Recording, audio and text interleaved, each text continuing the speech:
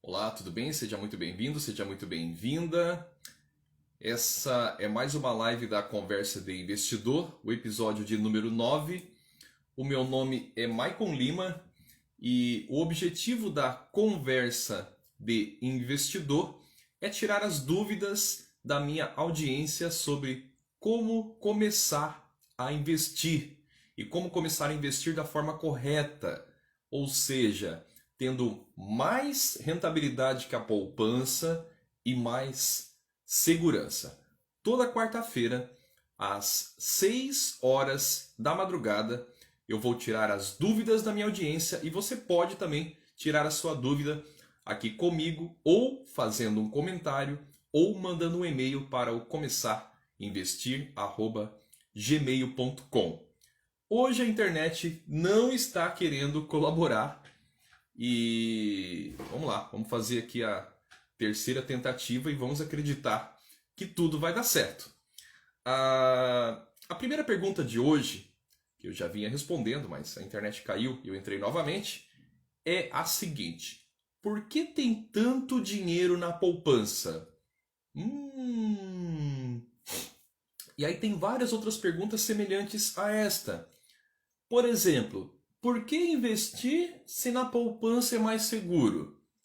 Por que eu vou tirar o meu dinheiro e investir em ações se eu posso perder dinheiro, né? Tirar no sentido de tirar da poupança. A poupança é segura, não tem por que eu investir. Então tem vários questionamentos nesse sentido. Mas essa pergunta é a pergunta mais clara. Por que tem tanto dinheiro na poupança? E de fato, eu concordo, tem tanto dinheiro na poupança, tem muito dinheiro na poupança. Inclusive o Banco Central divulgou essa semana o saldo da poupança, né? Sabe aquele saldo que tem lá na tua conta corrente ou na sua poupança, né? Que não deveria estar na poupança, mas enfim. Só lembrando que eu, Michael Lima, tudo que eu falar aqui, esse conteúdo é um conteúdo educativo, tá bom? Não é indicação de investimento. Eu, Michael Lima, sou um educador financeiro. Isto é, eu estou aqui para que você aprenda um pouco mais sobre finanças. E não para te indicar, faz isso ou faz aquilo. Tá? E vou te falar mais sobre isso ainda hoje nessa live. Então eu vinha dizendo que, sabe aquele saldo que tem na sua conta corrente? Então, o Brasil, ele é uma grande conta corrente, vamos dizer assim. Uma grande conta, né? São várias contas. E uma das formas de balizarmos, de conhecermos as informações dos investidores do nosso país é através da Anbima e uma forma também é através do Banco Central. Então o Banco Central, né, divulga, essas informações são públicas. Qual que é o saldo? Quanto que as pessoas investem, por exemplo, em poupança? E o Banco Central divulgou essa semana que nós temos mais de 1 trilhão de reais na poupança. 1 trilhão de reais na poupança. Então, primeiro, vou responder essa pergunta, mas primeiro eu quero dizer que eu concordo. Tem tanto dinheiro na poupança, realmente, de fato, né? E por que será que tem tanto dinheiro? Por que as pessoas acabam confiando tanto na poupança? Primeiro que a gente sabe, todo mundo sabe que a rentabilidade da poupança é muito baixa. Isso já está enculturado nas pessoas, né? Então vamos fazer uma conta aqui, ó. 1 milhão, 3 zeros, milhão, bilhão, trilhão. 1.000, 1.000.000, bilhão, trilhão. A poupança está rendendo menos que a metade da inflação. Tá? Vamos imaginar que essas pessoas estão perdendo metade, mais ou menos, 3%. Isso significa que todo mundo, se você está com... Voltou. Travou, mas voltou. Vamos lá. Não tem ninguém aqui comigo? Tem gente aqui comigo? Tem. Esse 1 trilhão de reais na poupança, e se você tem dinheiro lá, as pessoas que fazem esse tipo de investimento estão contribuindo para perderem anualmente mais de 30 bilhões de reais. Se nós só compararmos a rentabilidade uma pequena travadinha aqui, mas vamos lá. Vamos lá. Se nós compararmos esse 1 trilhão de reais com a poupança, significa que essas pessoas estão perdendo mais de 30 bilhões de reais. E eu quero te convidar para você não fazer parte dessa cifra, para você não fazer parte desse número. Eu não sei se você se lembra, mas eu me lembro, eu tinha 10 anos de idade no ano de 1990, ou seja, foi há 31 anos atrás, e aconteceu que o então presidente da época, eu não estou criticando a política, estou falando aqui de finanças, de economia e de decisões econômicas. Em 1990, o então presidente lançou um plano que ficou popularmente conhecido como Plano Collor. Basicamente funcionou dessa forma. Ele restringiu os valores que as pessoas tinham na poupança, isto é, ele vamos dizer assim com palavras simples, ele pegou o dinheiro, né, ele reteve o dinheiro das poupanças das pessoas, também das empresas. Olha só como isso era sério. Ele pegou esse dinheiro e falou, olha, a inflação aqui está muito alta, a inflação está, naquela época, mais de 80% ao mês, então eu vou pegar o dinheiro de vocês para que tenha menos dinheiro, para que reduza o dinheiro em circulação e a inflação reduza. E eu vou pagar para vocês juros de 6% ao ano. Pô, como 6% ao ano se a inflação é 80% ao ano? Tá entendendo? Ah, mas ele deu mais uma ajuda ainda para a população. Se você está precisando de dinheiro, agora você pode emprestar dinheiro do governo. E eu vou te cobrar juros para esse empréstimo. Olha só que coisa absurda. Foi uma coisa muito séria que aconteceu. Pessoas se suicidaram. Né? Pessoas suicidaram-se. Isso foi uma coisa muito séria que aconteceu nos anos 90. Agora, o que está acontecendo agora, no ano de 2021, novamente? Uma crise da saúde, né? Uma crise muito séria. E será que os nossos governos têm... E assim, não é uma crítica à política, mas eu quero que você analise isso. Será que os nossos governos têm alguma maturidade para lidar com as questões econômicas, para fazerem medidas econômicas que não causem empobrecimento financeiro da população, mas o contrário, que causem enriquecimento da população? Porque, aliás, se as decisões econômicas, ao invés de causarem empobrecimento, como aconteceu em 1990, e agora se repete, porém de uma outra forma, tá? E eu vou conectar os pontos, fica aqui comigo que eu vou conectar os pontos. Se as medidas econômicas do governo causassem enriquecimento da população, seria bom para ele, não é verdade? Porque o governo, ele ia falar assim, eu peguei o governo aqui no ano 2000 e bolinhas, quando que troca o presidente da república? Não estou lembrando o ano agora de cabeça. Vamos dizer que ele entrou em 2000 acho que foi em 2018, né? Entrei em 2018, em 2022 entreguei um povo mais rico. Não seria bom para o governo? Seria, não é verdade? Não é uma coisa lógica? Mas não é assim que as coisas acontecem, infelizmente. E se foi um erro lá em 1990 e é uma sucessão de erros econômicos, como que nós, pessoas físicas, podemos fazer para não ficar dependente, então, do governo? Será que é investindo na poupança? Seguramente que não. E porque a pergunta voltando à pergunta, por que tem tanto dinheiro na poupança então? Se lá em 1990 o governo reteve o dinheiro das pessoas, o governo reteve o dinheiro das empresas. Pensa você, tinha um caso, por exemplo, que saiu no jornal na época, muito triste. O cara vendeu a casa, o dinheiro dele estava onde? Na poupança, não é verdade? Porque ele não sabia investir. Porque quem sabia investir naquela época não sofreu com isso. Tá? Então a história se repete. Então o cara vendeu a casa, o dinheiro dele estava na poupança. Você imagina o valor aí hoje, sei lá, 200 mil reais. E o que o governo fez? O governo reteve, ponto, acabou.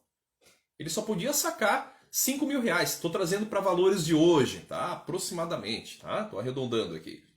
Então o cara tinha 200 mil, que era a casa dele, e aí ele ia deixar o dinheiro na poupança para comprar uma outra casa, não é verdade? E aí não, o governo falou, você vai pegar 5 mil reais aqui e o resto, 195 mil, é meu.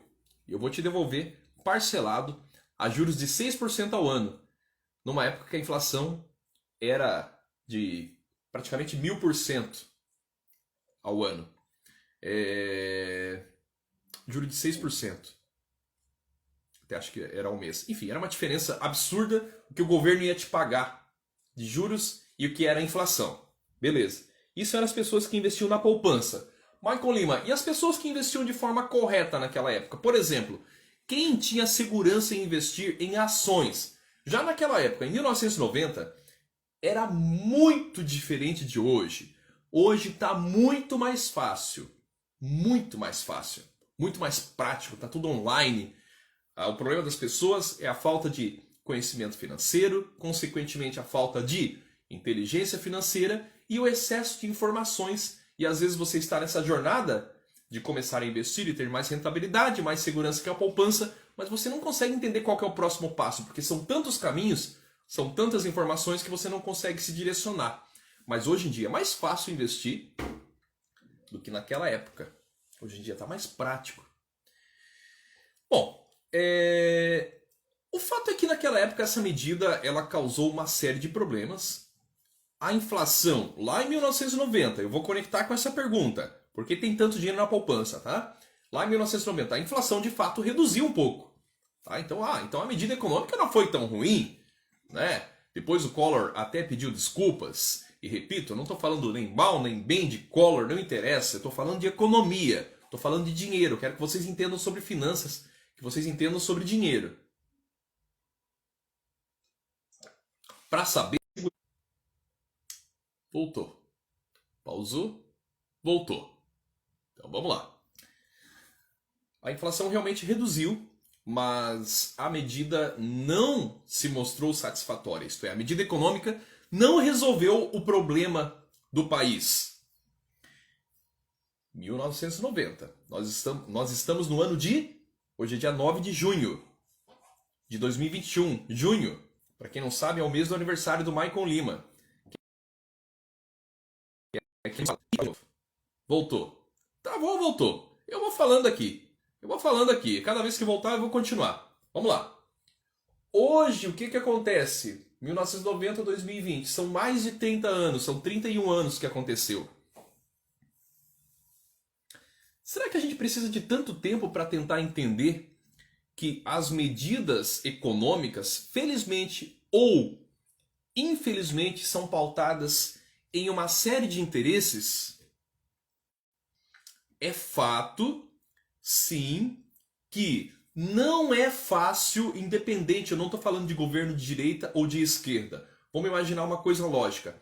Não é fácil você, como governo, tomar medidas econômicas que façam com o quê? O que eu falei no começo aqui da live?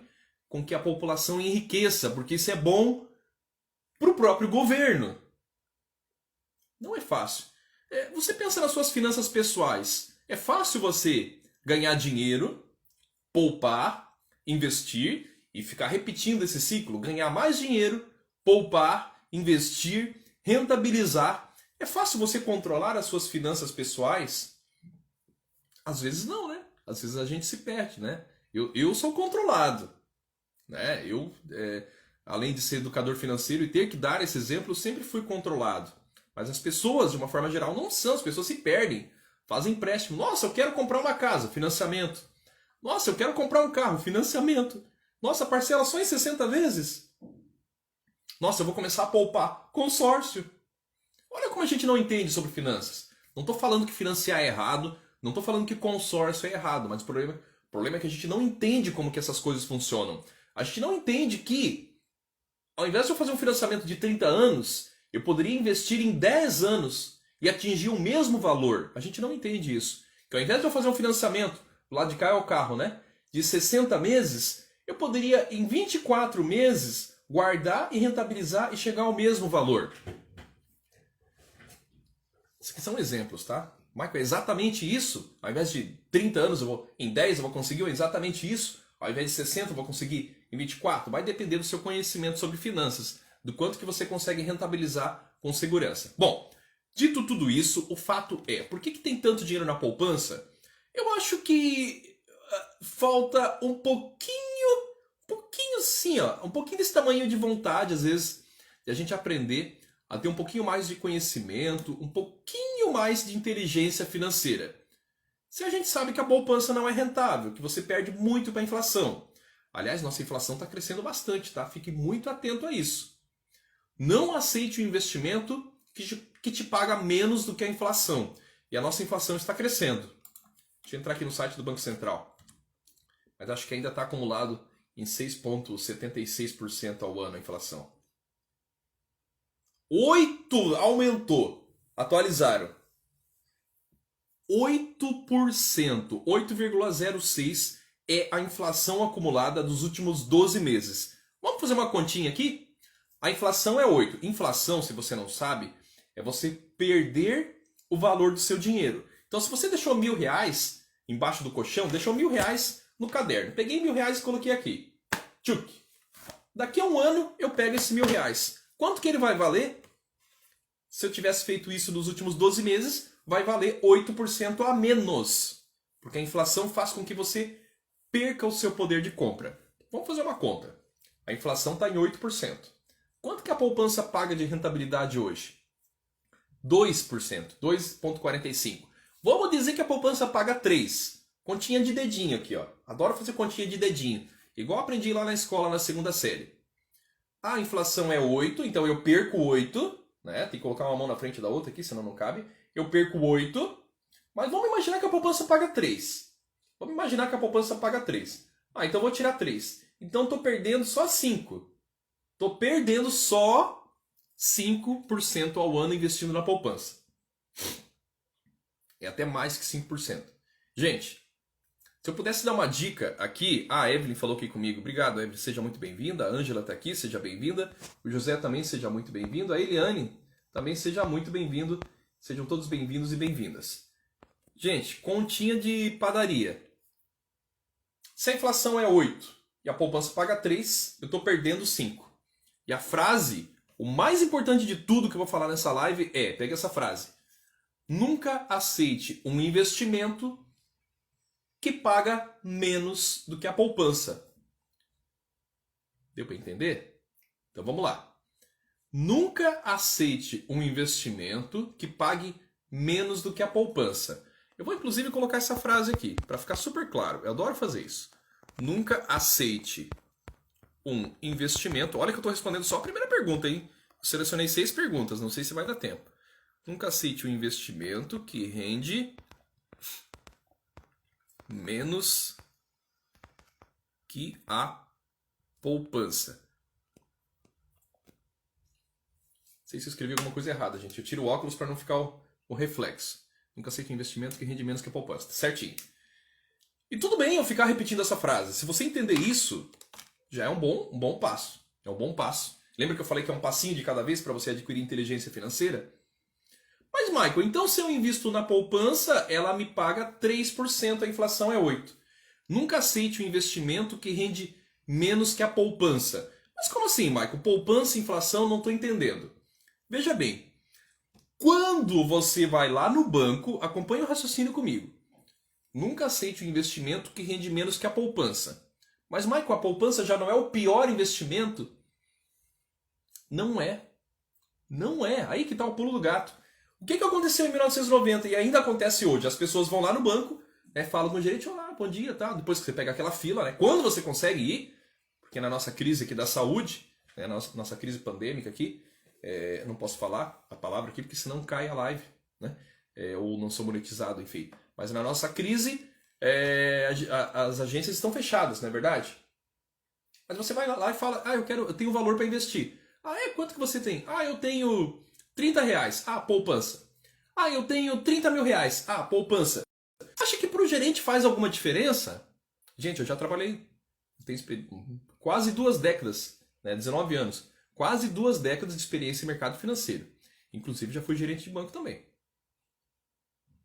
Você acha que faz diferença? Ah, Michael, mas se eu tivesse 30 mil, ele ia me oferecer um ótimo investimento. Ele ia oferecer provavelmente uma LCI, que, o que eu escrevi aqui? Nunca aceite um investimento que rende menos ainda que a poupança. Zé, que pena. Eu vou concluir esse raciocínio. Eu não sei por que minha imagem sumiu. É a internet do Cacica mesmo. mas eu vou concluir esse raciocínio. Então vamos lá. Para finalizar essa ideia, nunca aceite um investimento que rende menos que a poupança. Por quê? O que aconteceu lá nos anos 90? As pessoas chegavam no banco, perguntavam para o gerente como que elas deveriam investir. Se era um valor baixo, o que é um valor baixo, Maico Lima? Até R$ 1.000 é um valor baixo, né? O que o gerente ia indicar para ela? Poupança. Michael, mas se eu tivesse muito dinheiro, eu chegasse no banco hoje, escuta o que eu vou estar falando. Que legal, a Angela falou que está ouvindo, a Evelyn também. Então vou finalizar essa pergunta, pelo menos para conseguir finalizar aqui, porque é a terceira vez que eu estou tentando hoje, a internet não está colaborando. Mas Michael, se eu tivesse R$ 1 milhão e eu fosse lá no banco, eu falasse para o gerente, eu quero um bom investimento, o que ia acontecer? O máximo que iria acontecer é você ia tomar um bom cafezinho e talvez ele perguntasse para você, você já investiu em ações? Não. Então deixa esse dinheiro na poupança que é mais seguro. E o que você ia fazer?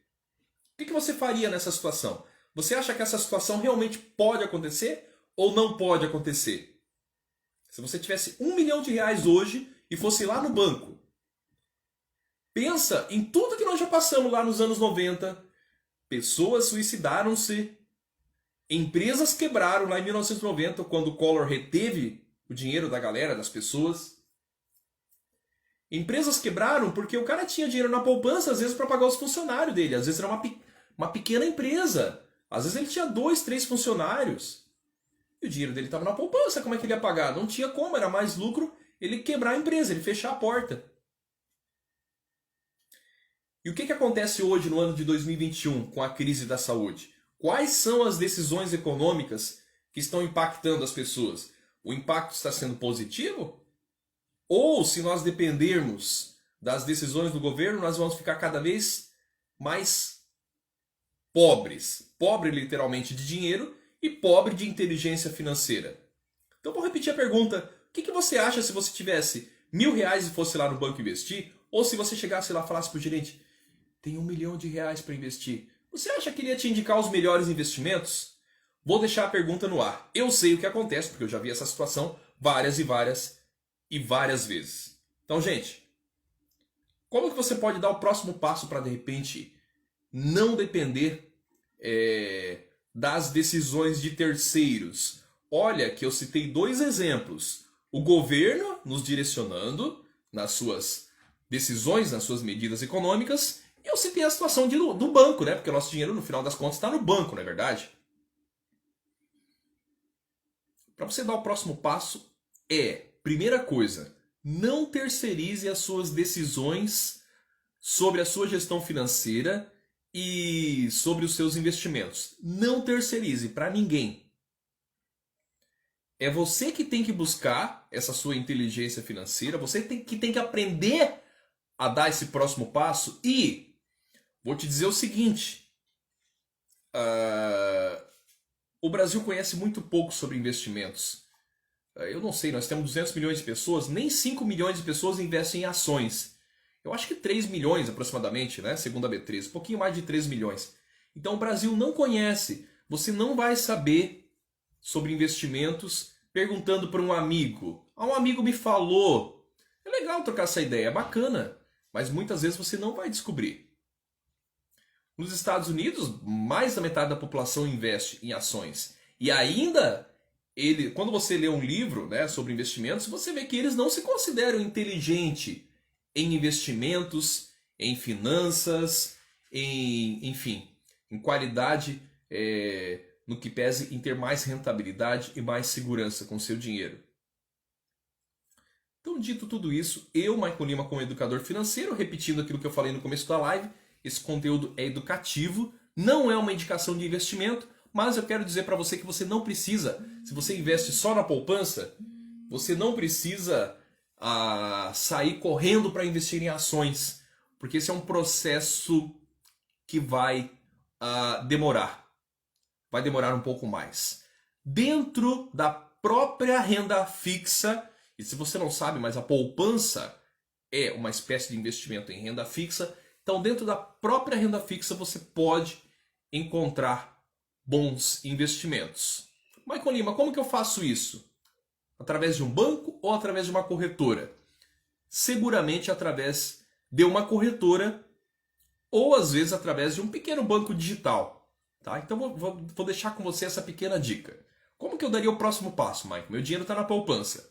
Eu vou direto para ações? Não. Eu estou dizendo como educador financeiro que não. Tá? Em ações, sim, você pode ter uma grande lucratividade. Eu invisto em ações, tá? Só para deixar claro isso. Né? Mas eu já passei por um processo. Então, assim, como que eu começo? Começa a entender um pouquinho sobre bancos digitais.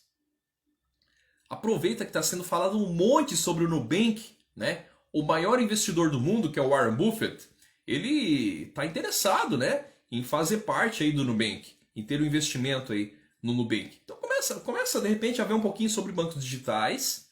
É uma ideia aqui para você, tá? Tô dando uma ideia prática agora, uma ação prática, uma dica. Aproveita para pegar um pouco essa onda aí dessas notícias de a Berkshire Hathaway, que é a empresa do Warren Buffett, que o Warren Buffett é o maior investidor do mundo, né? E a Berkshire Hathaway, que é a empresa dele, está investindo no Nubank. Aproveita para pegar um pouquinho dessa onda aí de Nubank, quem sabe de Banco Inter. Aproveita para entender um pouquinho sobre títulos públicos, sobre marcação ao mercado, sobre onde você encontra bons CDBs, boas LCIs. Ponto. É isso. Depois pega os últimos 5 minutos que eu falei e parte para a prática. Começa a entender como que você escolhe esses investimentos, sendo que, lembra da frase, eles não podem render menos do que a poupança, porque isso infelizmente acontece lá no banco. Acontece, tá? Você não investe na poupança não, né? Quem que tá falando isso? É o gerente. Acontece, tá? E, assim, gente, eu não quero nem falar mal do gerente aqui, ele é um profissional muito importante, ele tem as metas dele, mas nós temos que entender que nós temos que buscar pela nossa inteligência financeira. Não é o gerente que vai dizer, não é o governo que vai dizer para você. Então, primeira coisa, seu investimento não pode render menos que a poupança, e isso acontece lá no banco, todos os dias, e o seu investimento também não pode render menos do que a inflação. E aí conecta com aquilo que eu falei para você. Se a inflação, estou com o site do Banco Central aberto aqui, acumulada é de 8% ao ano, então para que o investimento seja chamado de investimento, ele tem que te pagar mais do que 8% ao ano. Senão você só está perdendo dinheiro. A exemplo da poupança, que te paga 3%. Pô, se te paga 3%, a inflação é 8%, você está perdendo 5%. Então cuidado, fiquei muito atento a isso. Vou finalizar com essa frase. Para que um investimento seja chamado de investimento, ele tem que render mais do que a poupança e com mais segurança, e ele também tem que render mais do que a inflação. Aonde que eu encontro esses investimentos? Volta 5 minutinhos aqui que eu dei algumas dicas. Gente, desculpa por ter travado, eu tentei várias vezes, mas toda quarta-feira eu vou estar aqui para responder as perguntas da minha audiência aqui no Instagram. Você pode mandar sua dúvida ao vivo, pode mandar aqui nos comentários, ou também no e-mail começar a investir de 0 a 100 @gmail.com. Um grande abraço e até o próximo vídeo, pessoal. Tchau, tchau.